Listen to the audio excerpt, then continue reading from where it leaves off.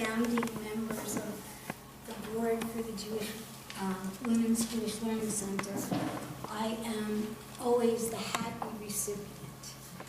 And I'm no longer on the board, but I continue to learn, and it's always a wonderful experience. And I want to talk today about the women of courage.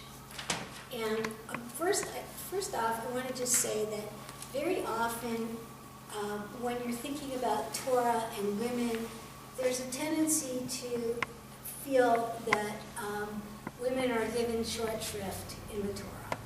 So what this course did for me, besides be unbelievable, and I mean that truly, it gave me an opportunity with two people, Rabbi Kanter and Rachel Turkinich,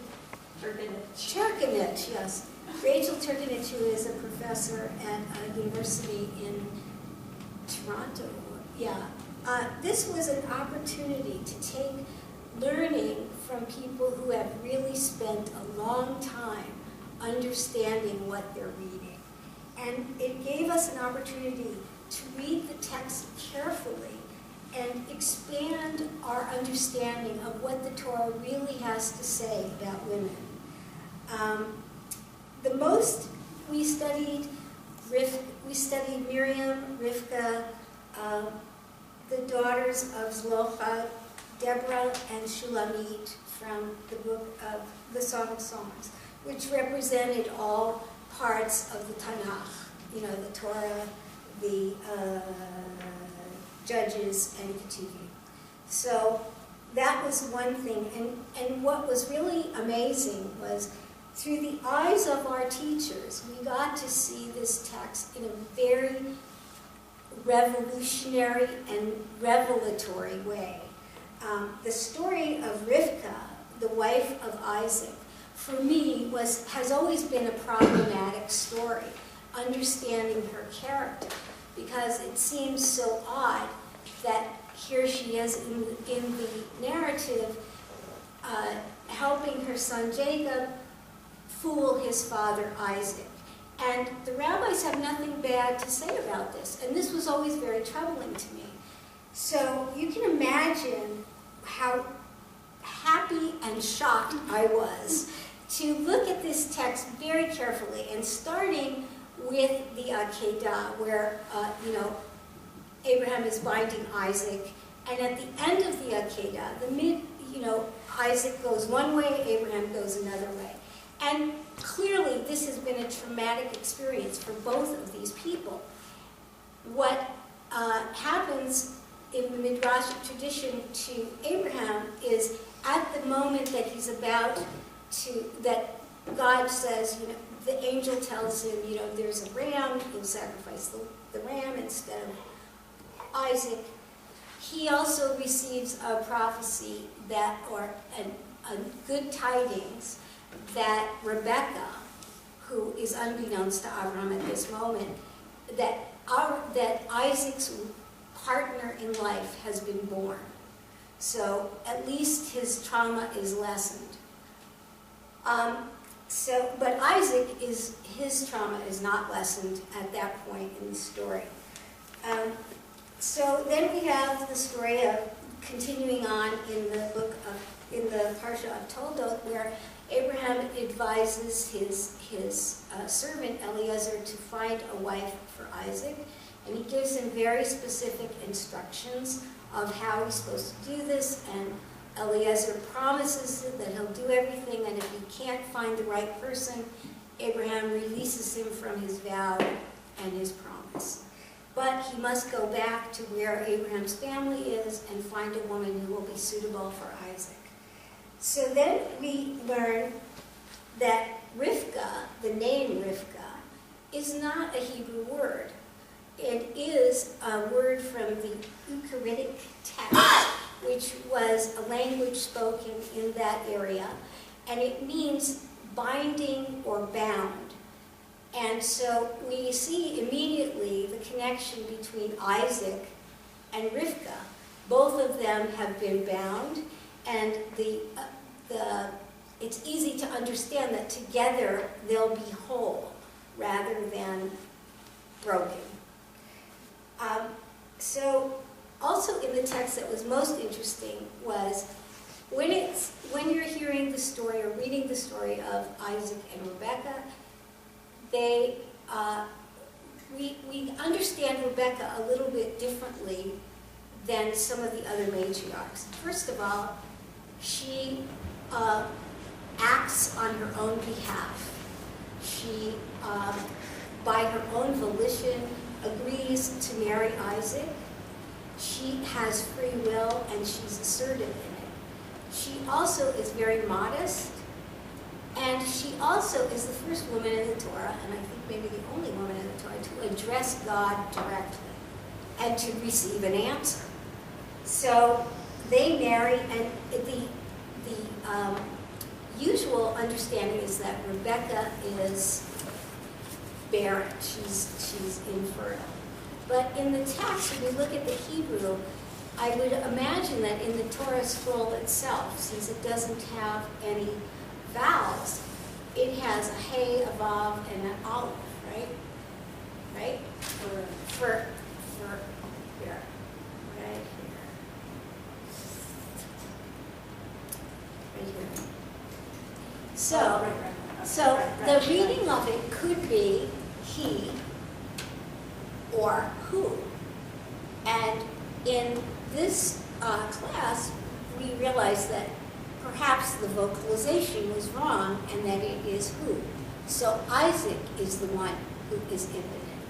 And the infertility results from him, not from Rivka, which is a whole different ball game, And he entreats God to help Rivka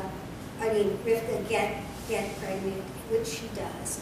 And she is having the most tumultuous pregnancy, and she has whatever is happening, it's not very nice for her. And she beseeches God, and she says, look, I wanted to be pregnant, but I didn't want to be laid out. Whatever is happening here is not good. And God explains to her, you're having twins. And one of them, the younger one, or the one born second, will be in charge of the older one.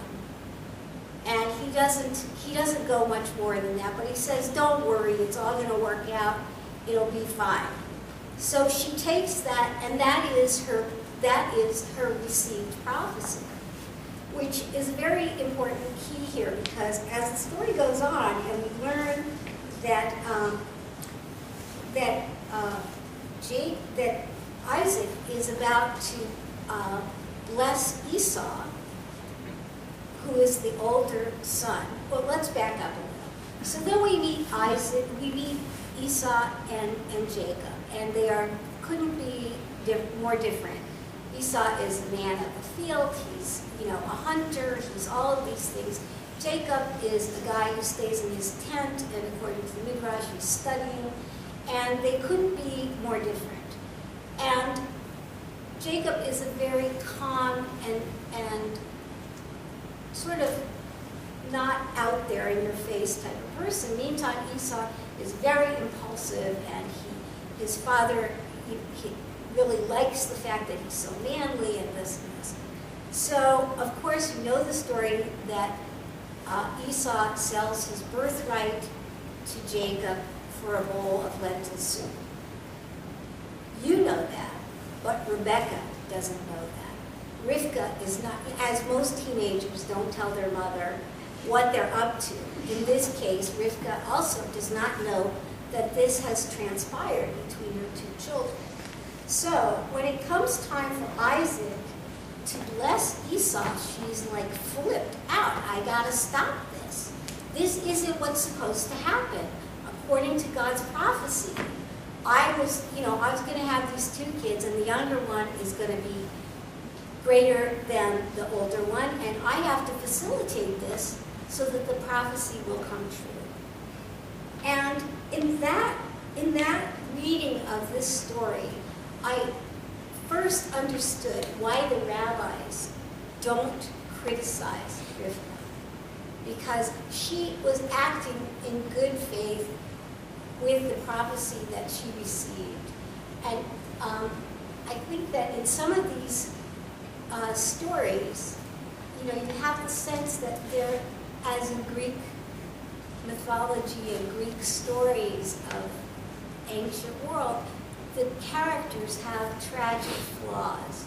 And in this case, this was written as a tragic flaw that, she didn't know that God's prophecy had already been fulfilled when Jacob got the birthright for Esau. But I did want to also say that the other classes, the other people that we discussed, it was very enlightening and exciting to realize that there's been a huge amount of scholarship in our lifetimes that enable us to understand the text differently, but also to reflect on the fact that the Midrashic tradition, written hundreds and hundreds and hundreds of years ago, there are Midrashim that are very, very, they are looking at women in a very good and generous way. And for Jewish women to know that that is part of our written tradition that is thousands of years old, it is a great comfort to know that rabbis who were men were listening to things that were happening and understanding things that were happening in the world in a way that even in a patriarchal society, they could have, rahmanas for women and what they go through. So that was very comforting and very exciting to learn. And I have to say, this was, between this and the Talmud class, I feel like I'm a new Jew. So thank you very much, Rabbi.